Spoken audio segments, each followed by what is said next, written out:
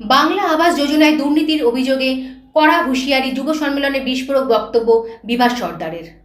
দক্ষিণ চব্বিশ পরগনার বারুইপুর পূর্ব বিধানসভা কেন্দ্রে তৃণমূল কংগ্রেসের যুব সম্মেলনকে ঘিরে রাজনৈতিক উত্তাপ বাড়ল। ওই সম্মেলনে উপস্থিত থেকে তৃণমূল প্রার্থী বিভাস সর্দার বাংলা আবাস যোজনায় দুর্নীতির বিরুদ্ধে কড়া হুঁশিয়ারি দেন। মঞ্চ থেকে তিনি স্পষ্ট ভাষায় বলেন, মুখ্যমন্ত্রী মমতা বন্দ্যোপাধ্যায়ের বাংলার বাড়ি প্রকল্পে যদি কোনো নেতা বা কর্মী টাকা দাবি করে তাহলে সঙ্গে সঙ্গে আমাকে ফোন করুন। লিখিত অভিযোগ দিলে পুলিশ দিয়ে তাদের গ্রেপ্তার করানো হবে। যুব সম্মেলনকে কেন্দ্র করে এদিন বিজেপি ও সিপিএম ছেড়ে একাধিক কর্মী সমর্থক তৃণমূল কংগ্রেসে যোগ দেন। তাদের হাতে দলীয় পতাকা তুলে দেন বারুইপুর পঞ্চায়েতের সমিতির সহসভাপতি শ্যামসুন্দর চক্রবর্তী। বক্তব্য রাখতে গিয়ে বিভাস সর্দার কেন্দ্রীয় সরকারের বিরুদ্ধেও তোপ দাগেন। তিনি অভিযোগ করেন, বাংলার একাধিক উন্নয়নমূলক প্রকল্পে কেন্দ্র টাকা বন্ধ করে দিয়েছে, এমনকি প্রধানমন্ত্রী আবাস যোজনার সুবিধা থেকেও বাংলার মানুষ বঞ্চিত হচ্ছেন বলে দাবি করেন তিনি।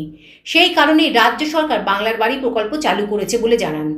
পাশাপাশি যুব সমাজের কর্মসংস্থান ইস্যুতে বাম শিবিরকেও আক্রমণ করেন তৃণমূল প্রার্থী। অতীতের বাম আমলে আইন শৃঙ্খলার অবনতির অভিযোগ তুলে তিনি বলেন, তখন সাধারণ মানুষ নিরাপদ ছিল না। আগামী 2026 সালের বিধানসভা নির্বাচনকে সামনে রেখে বিজেপির বিরুদ্ধেও তীব্র আক্রমণ শানান বিভাস সর্দার। তিনি বলেন, ভোটের পর বাংলার মানুষই বিজেপিকে জবাব দেবে।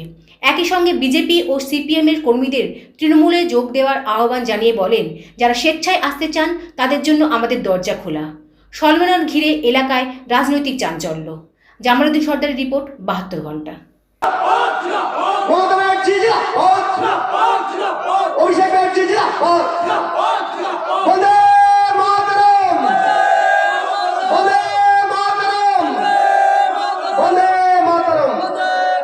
আজ থেকে আমরা আমাদের সাথে আমাদের ভাই দাদারা যারা এসেছেন সিপিএম এবং বিজেপি থেকে, না আমি দেখলাম যে আজকে যারা বিজেপি জয়েন করেছে, বিজেপি থেকে বা সিপিএম থেকে আমাদের দলে এলেন, আমি তাদের দেখলাম যে মানুষগুলো ভদ্র মানুষ এবং মানুষগুলো ভালো মানুষ। তারা প্রকৃতপক্ষে মানুষের জন্য কাজ করতে চায়। আমি স্বাগত সবাইকে জানাই যে মানুষের জন্য যারা কাজ করবে আমরা তাদেরকে স্বাগত জানাবো। এদিকে নির্বাচন কমিশনের ওয়েবসাইট হ্যাক হয়েছে, এটা কি মানুষকে বোকা বানানোর জন্য না ভোটের আগে তাক লাগানোর জন্য? এবারে তো সবটাই ভুলভাল হচ্ছে, কোনোটাই তো ঠিকঠাক নয়, ওনাদের সবটাই তো ভুলভাল হয়ে যাচ্ছে। যে বারুইপুর পূর্ব বিধানসভায় মানুষের অ্যাডজুডিশনে রাখা হয়েছে তাদের কি ভোট দিতে পারবে, সেই প্রসঙ্গে কি বলবেন? নিশ্চয়ই পারবে। সুপ্রিম কোর্ট মহামান্য আদালত তো রায় দিয়েছে যে জেনুইন ভোটার একটাকেও বাদ দেওয়া যাবে না। আমাদের বারুইপুর পূর্ব বিধানসভার সব মানুষই জেনুইন ভোটার। মানুষের কি বলবেন বারুইপুর পূর্ব বাসিন্দাদের? আমি একটাই কথা বলবো যে বারুইপুর পূর্ব বিধানসভার মানুষ আমার কাছে ভগবানের সমান, ঈশ্বরের সমান, আল্লাহর সমান। গণতন্ত্রের গণদেবতা আমার জীবনের থেকে বেশি মূল্যবান এবং দামি। আমাদের বিধানসভার শান্তি, সম্প্রীতি এবং উন্নয়নের স্বার্থে চতুর্থবারের জন্য আপনারা মাননীয় মুখ্যমন্ত্রী মমতা বন্দ্যোপাধ্যায়কে দুহাত ভরে আশীর্বাদ করুন, দুহাত ভরে দোয়া করুন এবং সমর্থন দিন। জয় বাংলা। মন্তব্য করব না। উনি একজন মহিলা, আমি মহিলাদের সম্মান করি এবং শুধু বারুইপুর পূর্ব বিধানসভার সমস্ত মহিলারাই আমার মা বোনের সমান। সুতরাং আমি কোনো মহিলার প্রতি কোনো খারাপ কিছু বলবো না, বা আমি মহিলাদের সম্মান করি, এই সম্মান ওনার জন্যও আমার থাকলো। আপনি বক্তৃতার মধ্যে একটা জিনিস তুলে ধরলেন, যে কোনো সদস্য বা কেউ যদি বাংলার বাড়ি নেয়, টাকা চায়, তাহলে আপনার কাছে লিখিত দিলে আপনি তার শাস্তি দেবেন। অলরেডি দিয়েছি আমরা, আপনারা খোঁজ নিয়ে দেখবেন।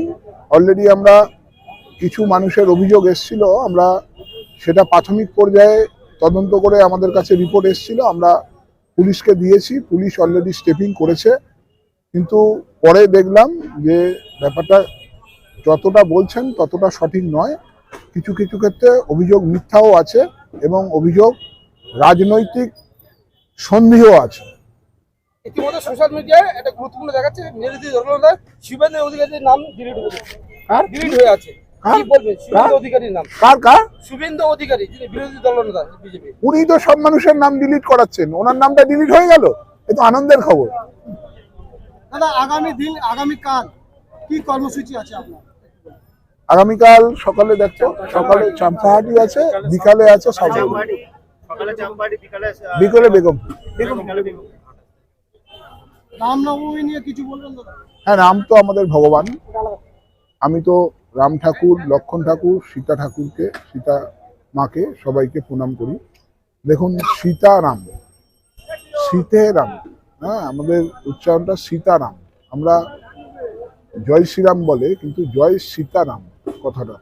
আমরা নিশ্চয়ই রাম ঠাকুরকে সবাই পুজো করব। আমরাও উত্তরভাগে রাম পুজো করছি, ঢোসায় আমরা রাম পুজো করছি, আমরা জাঙ্গালিয়াতে রাম পুজো করছি, আমরা চাম্পাহাটিতে রাম পুজো করছি, পিয়ালিতে রাম পুজো করছি, আমরা সর্বত্র রাম পুজো করব।